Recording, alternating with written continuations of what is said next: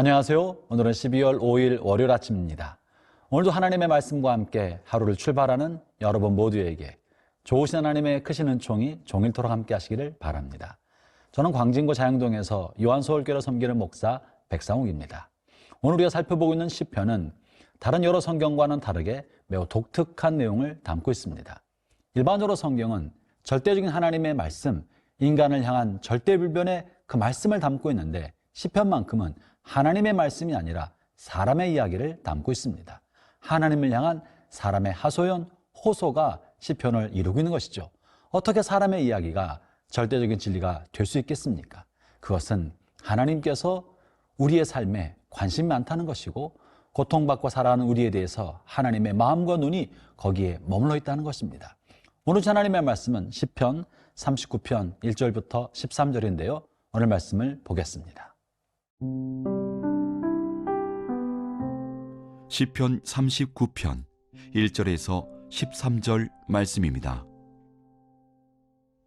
내가 말하기를 나의 행위를 조심하여 내 혀로 범죄하지 아니하리니 악인이 내 앞에 있을 때에 내가 내 입에 재갈을 먹이리라 하였도다.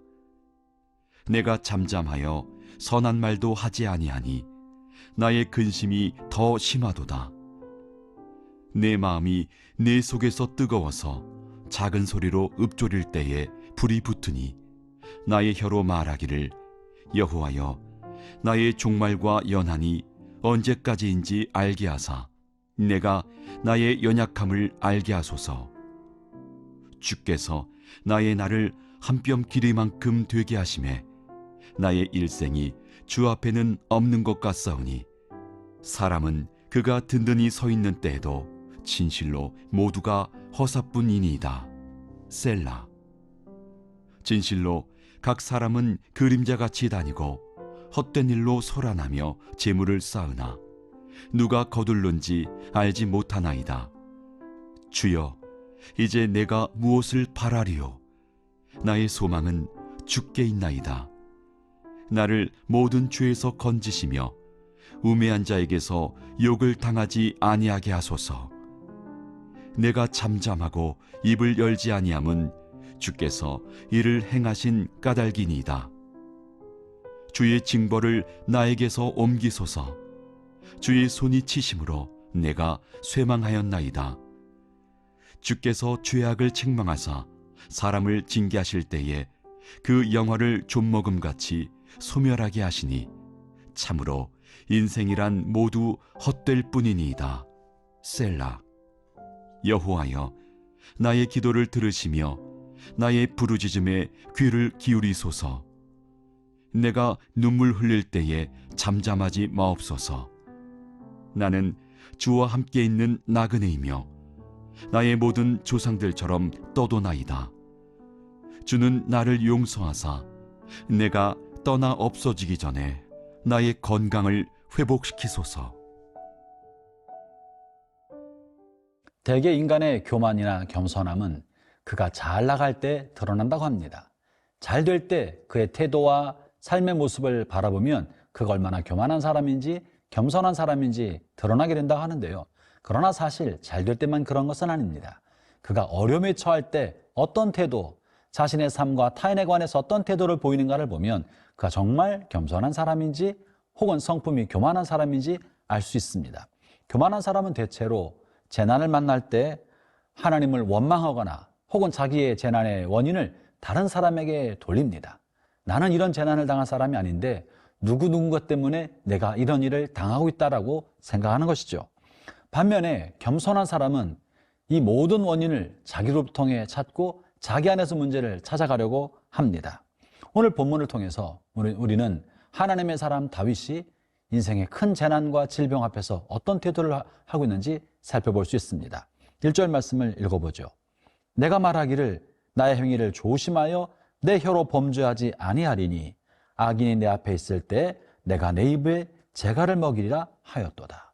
본문의 내용을 살펴보면 다윗이 건강을 구하는 그런 기도 내용을 담고 있는데 이 질병 속에 있을 때 다윗은 누구를 원망하거나 아니면 질병을 허락하신 하나님을 향한 불만을 토로하는 것이 아니라 오히려 자기를 성찰하는 기회를 삼고 있다는 것입니다. 특별히 자기가 질병의 고통 속에 있을 때, 재난의 어려움 속에 있을 때 혹이라도 내가 말이라도 실수할까 봐, 내가 사람에게 책 잡히는 말을 할까 봐, 혹은 하나님의 원수로 하여금 하나님을 회방하는 거리를 줄까 봐 극도로 조심하면서 긴장하며 또 겸손하게 자신을 성찰하고 있는 모습을 볼 수 있는데요. 2절에 보면요, 이런 표현의 말씀도 있습니다. 내가 잠잠하여 선한 말도 하지 아니하니 나의 근심이 더하도다. 혹이라도 자기가 실수할까 봐 선한 말도 하지 않고 참고 있었다는 것이죠. 왜 그런 것입니까? 여러분, 우리가 마음이 불편하고 몸이 괴로울 때 나도 모르는 사이에 뜻하지 않게 원망과 불평이 튀어나올 수 있고, 그러면 그것이 악인에게 책을 잡힐 수 있기 때문에 그러합니다. 혹은 우리가 다른 사람을 향해서 악담이나 험담을 하게 할 수 있기 때문에 극도로 자신을 조심하는 모습을 갖추고 있는 것입니다. 다윗은 이렇게 말과 행실에 있어서 자기를 성찰하며 조심하는 태도를 가지고 있는데요. 더 나아가서 다윗은 자신의 인생의 재난과 위기 앞에서 자신의 연약함과 무력함을 돌아보면서 하나님의 크심을 기억하는 그런 신앙의 모습을 보여줍니다. 본문 4절을 제가 읽어보겠습니다. 여호와여, 나의 종말과 연한이 언제까지인지 알게 하사 내가 나의 연약함을 알게 하소서. 어려울 때, 재난을 겪고 있을 때 정말 자신이 무기력하고 연약하다는 고백을 한 것이죠. 본문에서는 특별히 나의 종말과 연한이 언제까지인지 알게 해주십시오. 이 말은 무슨 말이겠습니까? 내가 얼마나 연약한 사람인지, 내가 어떤 한계를 가지고 있는 사람인지 다시 한번 깨닫게 해주십시오. 내가 그래서 허망한 데 거하지 않고 높은 데에 마음을 두지 않고 내가 이룰 수 없는 것을 꿈꾸는 어리석은 사람이 되지 않도록 주님, 내가 나의 한계를 깨닫게 해주십시오. 내가 얼마나 연약한 사람인지, 무능력하고 무기력한 사람인지 하나님 알게 해주십시오 라고 기도하고 있는 것입니다. 사랑하는 형제자매 여러분, 우리의 삶은 어떠합니까? 우리는 조금만 잘난 것이 있으면 어깨를 우쭐대리고 고개를 뻣뻣하게 세우는 경향이 있지 않습니까? 조금만 내 몸이 불편하고 내게 억울한 일이 생길 것만 같으면 하나님을 향해서나 주변을 향해서 불평, 원망을 토설하지 않습니까? 재난과 위기야말로 우리의 연약함을 돌아볼 수 있는 기회입니다. 나 자신의 한계를 살펴볼 수 있는 하나님이 주신 기회인 것입니다. 우리는 우리의 연약함, 다시 말하면 재난이나 질병 앞에서 우리 연약함을 넘어서는 하나님의 영원하심과 하나님의 돌보심과 하나님의 크심을 향해 고개를 돌려야 할 것입니다. 그렇기 때문에 재난은 어찌 보면 나의 약함을 발견하고 하나님의 크심을 깨닫는 축복된 기회일 수가 있는 것이죠.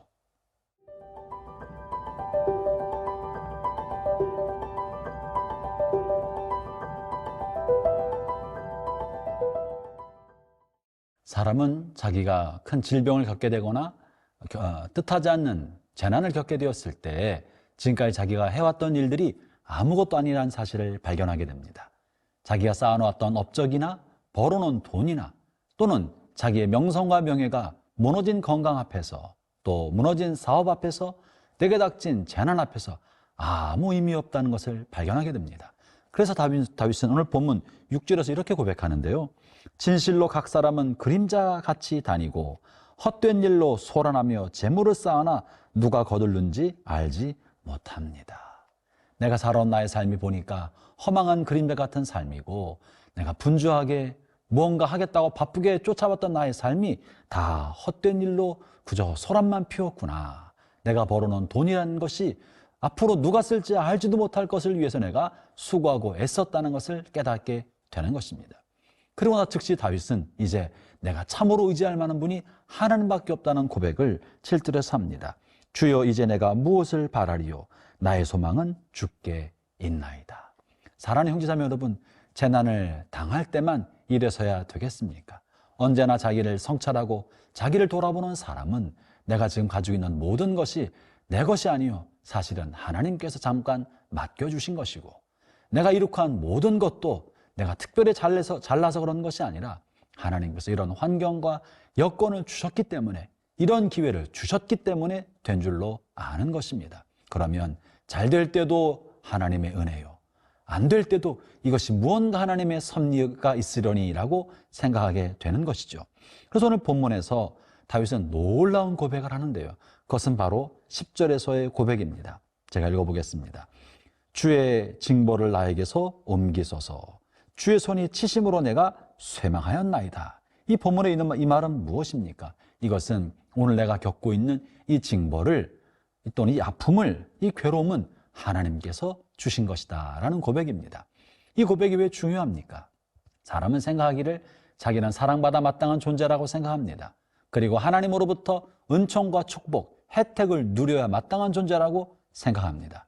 그러나 그렇지 않습니다. 여러분, 우리가 누리는 이 모든 혜택과 축복은 당연한 것이 아닙니다. 하나님이 주신 선물입니다. 우리는 사랑받아 마땅한 존재가 아닙니다. 하나님이 불쌍히 여기셔서 사랑해 주시는 것입니다. 그러나 어느 순간 인간은 마치 우주의 중심인 양, 자기가 주인인 양, 사랑받아 마땅한 존재이며 축복과 혜택을 누려야 마땅한 사람인데 하나님 나에게 것을 안 주셨다, 허락하지 않으셨다고 생각하니까 하나님께 대한 원망과 불평을 쏟아내는 것입니다. 그러나 다윗은 자기가 받아 누리는 모든 혜택은 하나님의 은혜다, 하나님의 선물이다. 하나님은 창조주시고 나는 피조물이며 하나님은 주인이시고 나는 종이시니 하나님이 나에게 선물을 주실 때도 있고 때로 하나님이 나를 힘들게 하시고 징벌을 주실 수도 있다. 그것은 하나님의 주권이기 때문에 그것은 내 몫이 아니다라고 고백하고 있는 것입니다. 그것이 바로 주님의 손이 나를 치셨습니다. 그래서 내가 쇠망합니다, 망해가고 있습니다, 죽어갑니다. 여러분, 이것은 하나님을 향한 원망이 아닙니다. 이것이야말로 하나님의 절대적인 주권에 관한 고백이고 그 절대적 주권을 받아들이는 믿음의 고백인 것입니다. 이것은 그 옛날 욥이 했던 고백과 같은 것입니다. 주신 분도 하나님이시니 가져가실 분도 하나님이십니다. 내게 주시고 거두가신 분은 하나님이시기 때문에 나는 그 하나님 앞에 원망할 것이 없습니다. 그것은 주님의 뜻입니다 라고 받아들이지 않았습니까? 오늘 다윗은 내게 자신에게 닥친 질병과 이 고난에 관하여 하나님의 주권을 인정하면서 더 나아가서 자신의 삶이라는 것은 그저 잠시 지나가는 나그네 삶이니 나는 그저 나의 삶에 어떤 일이 이루어지든 좋은 일이 생기든 재난이 생기든 나는 주님과 함께 살아가는 것, 그것으로 족하겠습니다 하는 고백을 오늘 보면 12절에서 이렇게 말합니다. 고통스러운 속에서 눈물로 호소하면서 이렇게 말하는데요, 들어보시죠. 여호와여, 나의 기도를 들으시며 나의 부르짖음에 귀를 기울이소서. 내가 눈물을 흘릴 때 잠잠하지 마옵소서. 나는 주와 함께 있는 나그네며 나의 모든 조상들처럼 떠도나이다. 다윗은 그저 지나가는 나그네인 것을 고백하는 것입니다. 가련하고 불쌍하게 잠시 잠깐 아침 안개처럼 살다 사라지는 나그네 같은 존재니 하나님이여 나를 불쌍히 여겨 주십시오.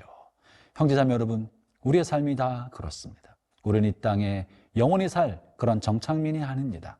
우리 모두는 잠시 잠깐 있다가 사라질 나그네일 뿐입니다. 우리가 붙들어야 할 것은 잠시 지나가는 이 땅에서의 큰 집이 아니고 잠시 지나가는 이 땅에서의 평화롭고 번영한 삶이 아니라 우리와 함께 동행하신 그 하나님, 그 하나님과 보조를 맞추고 살아가는 것, 이것이야말로 최고의 영광이며 최고의 기쁨이고 결코 잃어버려서는 안 될 축복이며 선물입니다. 형제자매 여러분, 오늘 살아가는 동안에 여러분의 삶에 주어진 것이 무엇이든지 간에 하나님의 주권이며 은혜인 줄 알고 당연히 여기지 않고 감사히 생각하는 복된 하루가 되시기를 축원합니다.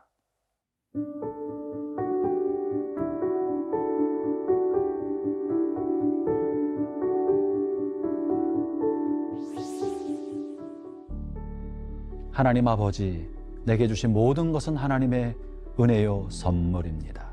잘 될 때뿐 아니라 어렵고 힘들 때도 내게 베푸신 하나님의 은혜를 기억하고 감사하며 살아가는 그러한 저희가 되도록 이끌어 주옵소서. 예수님 이름으로 기도합니다. 아멘.